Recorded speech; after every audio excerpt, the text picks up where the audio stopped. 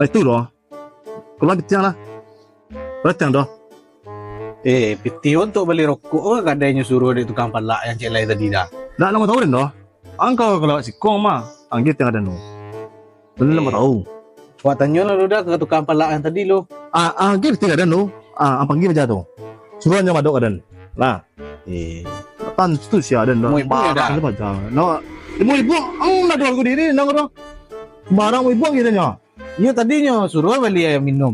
Tinggal mau ibu. Pelo saya pambali ibu dang cie. Kecang murah ada sertifikat preman orang lo. Itu doanya dah. Berindak. Tu baca lo beli rokok yang malak tadi dah. Apa ada pandai lah, masa begini. Suruh isko. Madok dan. Pandai lo yo malah udah. Tanya lo dah. Tanya lo dah. Apa yang lang? Sudah lain lah.